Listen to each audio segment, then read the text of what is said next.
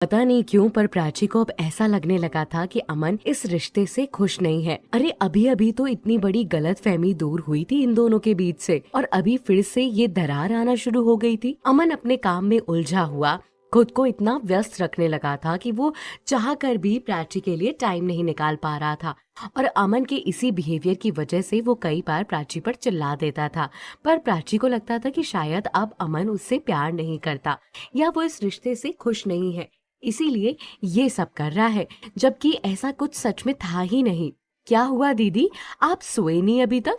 करिश्मा ने अपनी एक आंख खोलकर प्राची को टोकते हुए कहा। नहीं, मैं बस सो रही हूँ, प्राची ने जवाब दिया और फिर वापस से लेट गई। पर उसके दिल में बहुत बड़ी दुविधा थी। क्यों करे, किसको करे, क्या करे, वो किसको अपनी मन की बातें बताए। वो अमन से दूर होना नहीं चाहती। अभी नई नई शादी हुई थी इनकी।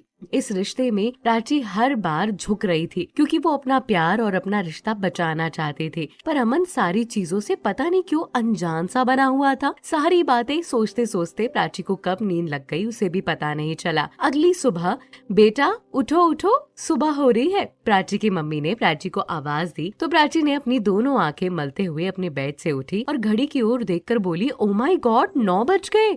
मम्मी, आपने मुझे उठाया क्यों नहीं?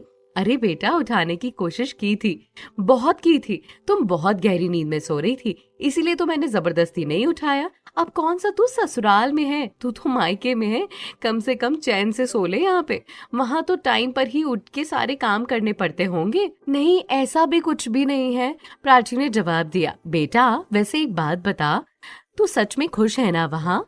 हाँ मम्मी, मैं खुश हूँ वहाँ पर, प्राची ने लड़खड़ाती हुई जुबान से जवाब दिया और अपनी आंखें बचाते हुए मम्मी से दूर जाकर बोली, मैं नहाने जा रही हूँ। और इतना कहकर अपने कपड़े उठाकर वहाँ से वॉशरूम में चली गई। प्राची की बातों से उसकी मम्मी को हल्का सा शक तो जरूर हो गया था, लेकिन वो जानती थी कि अगर वो प्राची से कुछ पूछेंगी तो प्राची जवाब नहीं देगी, इसलिए वो वहीं चुप बैठी रही। और करिश्मा के आते ही करिश्मा से बोली, तेरी दीदी खुश नजर नहीं आ रही है मुझे। हाँ मम्मी, ये बात तो है, जो खुशी दीदी के चेहरे पर होनी चाहिए थी वो खुशी दीदी के चेहरे पर नहीं है। पहले तो ये बात समझ आती थी क्योंकि वो युग से शादी नहीं करना चाहती थी, और अब तो उनकी शादी उनके मनपसंद इंसान से हुई है, उससे हुई है जिससे वो प्यार करती थी। फिर क्यों दीदी के चेहरे पर मायूसी है? कहीं उन्हें ससुराल वाले परेशान तो नहीं करते? और मुझे तो एक बात समझ में नहीं आती मम्मी, ये अमन जीजू कैसे हैं? जब से दीदी आई हैं उन्होंने एक बार भी फोन नहीं किया, ना ही छोड़ने आए। ऐसा भी क्या इम्पोर्टेंट काम था जो बीवी से ज्यादा जरूरी था? करिश्मा की बात सुनकर उसकी मम्मी कुछ सोचते हुए बोली, ऐसा कुछ नहीं है, बड़े लोग हैं, नहीं मिल पाता होगा टाइम। हाँ, काम में बिजी होते होंगे, तू भी फालतू अनाप शनाप सोचती रहती है। मुझे भरोसा है प्राची खुश होगी वहाँ पर। जब आपको भरोसा है तो मुझसे क्यों कह रही हो? ये कहकर करिश्मा वहाँ से चली गई। इधर दूसरी ओर अमन कंपनी के लिए निकल रहा था। इतने में उसके पास उसकी मम्मी आकर टिफिन उसके हाथों में सौंपते हुए बोली, तुम लेने जाओगे क्या आज प्राची को? प्राची को क्यों? अब वो अपने मायके गई है तो उसे लेने भी तो जाना होगा ना, किसी ना किसी को।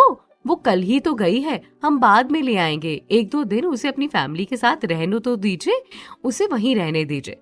तुम लेने जाओगे? अमन की मम्मी ने अमन से घबराते घबराते पूछा।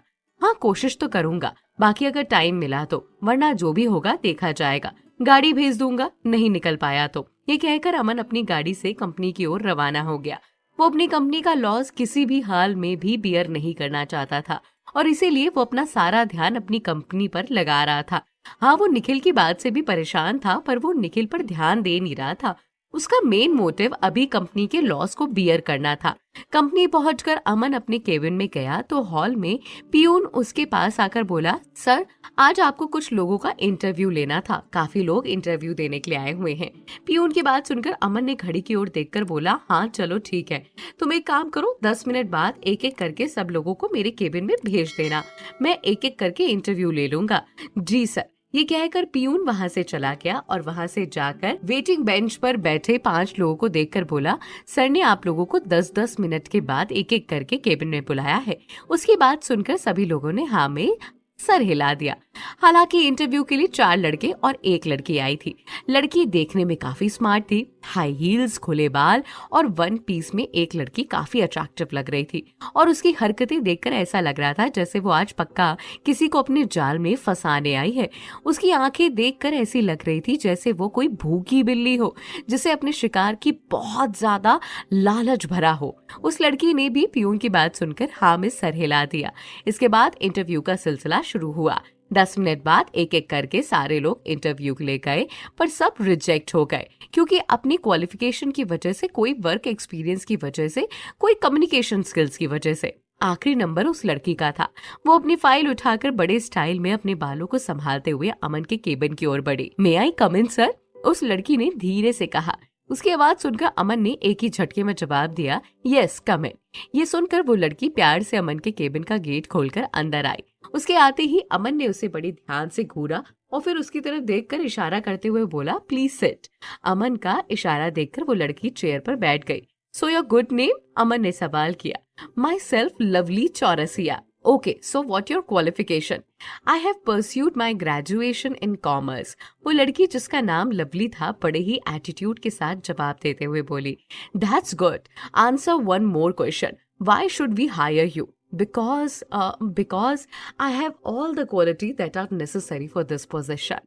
Wow, you have amazing confidence. और आपके इसी कॉन्फिडेंस को देखकर हम आपको हायर करते हैं। आप कल से ही ज्वाइन कर सकती हैं। अमन ने लवली को उसकी फाइल वापस देते हुए कहा, thank you, thank you, thank you very much. मुझे इस जॉब की बहुत ज़रूरत थी। आपने मेरी बहुत बड़ी हेल्प की है। मैं उसका एहसान कभी नहीं भूलूंगी। ये कहकर लवली खुश होकर वहां से चली गई। अब आगे क्या होगा? लवली की एंट्री के साथ बड़े सारे ट्विस्ट की एंट्री भी होगी। कहीं जाए